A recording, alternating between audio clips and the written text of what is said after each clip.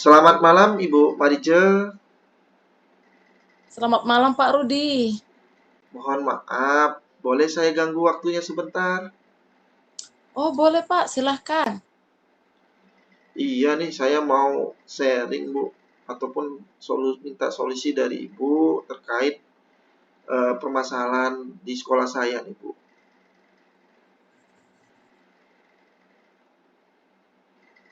Kalau boleh tahu Pak, tujuan pembicaraan kita malam hari ini apa ya Pak? Tujuan pembicaraan kita malam ini, saya mau mencari solusi nih Bu terkait bagaimana kesadaran teman-teman guru dalam mengerjakan aksi nyata di PMM Bu. Oh gitu. Jadi yang terjadi adalah guru tidak terlalu aktif atau tidak tidak peduli dengan aksi nyata yang ada di PMM gitu ya Pak ya? Iya, kurang lebih seperti itu Bu. Karena kalau saya Oh, lihat masih ada perbedaan mindset dari rekan-rekan yang ada di sekolah, Bu, terkait pembuatan aksi nyata PMM itu, Bu. oke. Kira-kira menurut Bapak, hal apa sih yang membuat mindset guru-guru yang ada di sekolah Bapak itu berbeda terhadap aksi nyata yang ada di PMM? Kalau saya lihat dari beberapa guru, permasalahannya sebenarnya adalah mulai kesadaran diri, kurangnya motivasi, dan terkadang teman-teman ini mereka menganggap waktu mereka itu tidak cukup karena di sekolah kami kan full day nih, Bu. Jadi kita kadang dari pagi jam 7 sudah mulai sampai ke jam 3 seperti itu, Bu. Atau mungkin ada hal lain Pak yang memicu mereka tidak terlalu aktif di PMM? Di samping waktu, teman-teman itu kalau saya lihat juga mereka menganggap membuat aksi nyata itu sulit, Bu. Padahal banyak sekali aplikasi-aplikasi yang bisa didapatkan untuk mengerjakan aksi nyata itu. Oh begitu. Lalu apakah Bapak sudah mempunyai rencana aksi untuk meningkatkan kesadaran atau untuk menyamakan mindset guru-guru di sekolah Bapak? Kalau rencana aksi yang saya coba terapkan, yang pertama saya mencoba berkoordinasi dulu dengan kepala sekolah, Bu. Karena kepala sekolah sudah memberikan atau membuatkan SK terkait penugasan dalam PMM itu sendiri.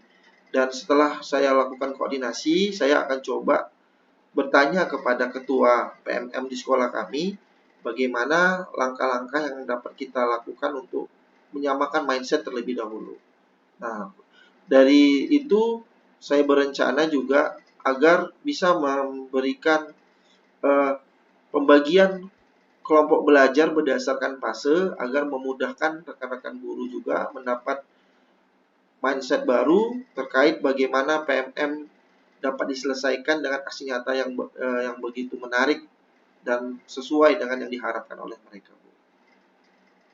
Oke, baik Pak. Menurut Bapak, dengan rencana yang Bapak sudah buat, apakah mungkin hal tersebut akan menunjang uh, bangkitnya semangat para guru-guru di sekolah Bapak untuk mereka aktif di PMM dan boleh mindset-nya boleh sama, gimana Pak? Kalau saya lihat dari beberapa rekan teman-teman, terkadang memang perlu ada motivasi dan perlu ada tutor dari rekan-rekan yang memang ibarat kata sudah memiliki cangkupan ilmu yang bermanfaat buat mereka terkait penggunaan PMM. Dalam PMM sendiri, kalau kita lihat, teman-teman ini butuh adanya solusi terbaik agar dalam mengerjakan kegiatan PMM itu bisa mempermudah mereka dengan tadi saya mencoba lakukan koordinasi untuk membagi berdasarkan kombel per fase agar mereka mudah per fase untuk saling menyatu, berbagi praktik baik yang nantinya akan dilaporkan ke koordinator PMM-nya masing-masing kepada ketua PMM-nya. Dan langkah yang paling saya coba lakukan adalah mengaktifkan kembali kombel belajar kami yang ada di PMM agar selain kami dapat berbagi, kami dapat memberikan solusi terbaik apa-apa saja yang menjadi kendala dasar bagi guru-guru. Nah, dari sinilah saya mencoba berbagi praktik baik karena saya kebetulan ditunjuk sebagai sekretaris di keanggotaan PMM tersebut. Nah, maka dari itu langkah yang coba saya lakukan, Bu. Oke, dari apa yang sudah Bapak paparkan, saya sepakat dan dari apa yang Bapak paparkan juga, guru-guru terlihat ternyata ya, mereka sebenarnya butuh yang namanya itu gitu. Nah, menurut saya ini sudah sangat baik sih, Pak. Nah, hanya perlu untuk ditindaklanjuti, ibarat kata dirawat gitu loh, Pak. Dan saya ada masukan juga sih, Pak. Mungkin perlu juga disosialisasikan kepada rekan-rekan Bapak di sekolah, manfaat kita aktif di PMM itu gitu loh, Pak.